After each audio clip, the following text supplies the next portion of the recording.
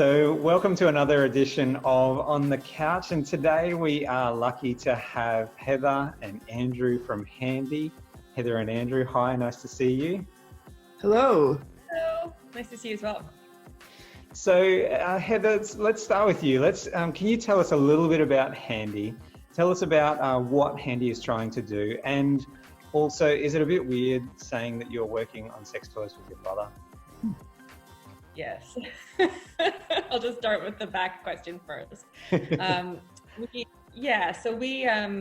hatched this idea about a year and a half ago, based off sort of Andrew's lived experience and me sort of asking some really, I guess, naive questions around like sexuality and disability, and kind of trying to understand a little bit better what his lived experience was and where some of the gaps were.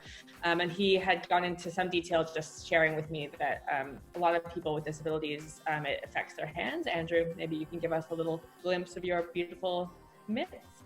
And so because of that, many people with disabilities can't self-pleasure. They just don't have access to that. Their hands have certain limitations in terms of dexterity or pain or mobility. And then I said, okay, like, that's terrible. But like, what about all the sex toys on the market? Surely you can use one of those. And he kind of rolled his eyes at me and was like, I can't use one of those for the exact same reason as I can't use my own hands.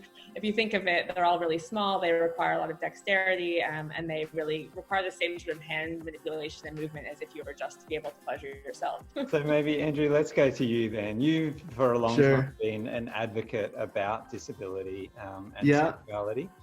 And can you tell us the importance of that as a topic, and what you think Handi's doing to overcome that? Yeah, sex and disability is something we don't really talk about when we talk about disability generally.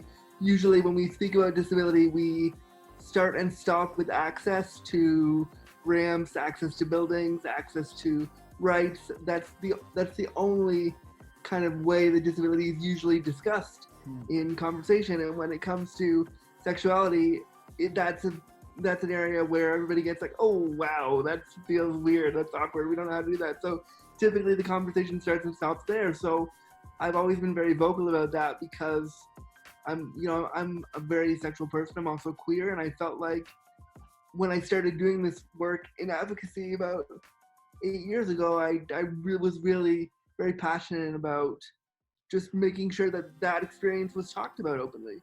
And so Handi does it in a really interesting way. It's fun and it's playful and cheeky, and it really takes the idea of sex and disability and says it doesn't have to be clinical. It doesn't have to be something that is, we're not talking about masturbation as if like you have to get off for your health. Yes, that's important, but we're doing it in a way that is like, oh, it can also be fun, and you deserve to have pleasure, and you deserve to have these experiences like anybody else would. So I think we're doing it in a way that pokes fun at ourselves a little bit and says, why not make this a conversation that can be fun? And so you both applied for Remarkable. Tell us what you hope to get out of being part of Remarkable. I think just having the support. I think being a founder can sometimes, even if you're a co-founder, can sometimes be quite lonely. I think what's amazing about this program is that not only do you have support of incredible people running the program and sort of access to information that is really helping you kind of build your business as you're trying to build it, and is directly practical and applicable in that moment. In addition to that, you're surrounded by a cohort of people who are also all doing the same thing, but who are also really passionate around the disability space. And I think for me, and looking at all of the different accelerators that we could have applied for, the Remarkable program was the one that I actually wanted like the most, because we have access to people who really understand the disabled mindset and the disabled community and have access to that community, but who are also in it for the reasons of being able to help that community in a number of different ways and in any way they can. Well, I remember when we had our first week and we were watching all the other projects come, I said to Heather, I'm really glad we did this, because now we get to see other people trying to make the change like we are in different spaces, but it's really valuable to see that we're not the only ones trying to make big changes in the disability space. There are other people that are trying to do the same thing. And I think having the support of the other cohorts and being able to talk to them about stuff that we're struggling with and bounce ideas back and forth is really valuable. You're experiencing this program from the other side of the world. Do you want to tell us where you are and how you're finding experiencing this this program remotely in this way? Sure, I'm in Toronto, Canada, so I'm literally on the other side of the world. It's different because when you guys get up in the morning to start your accelerator, I'm winding down for the day. My day's already done, so it's really interesting when the accelerator starts.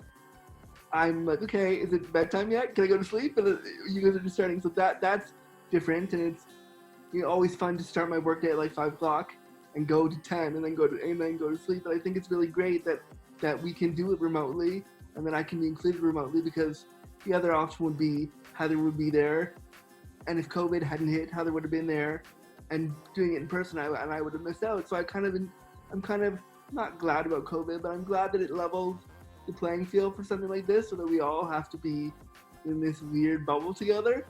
Heather, can you tell us where you hope that Handi will be in 5 years' time? Yeah, I think we've got some amazing roadmap of products in the bank.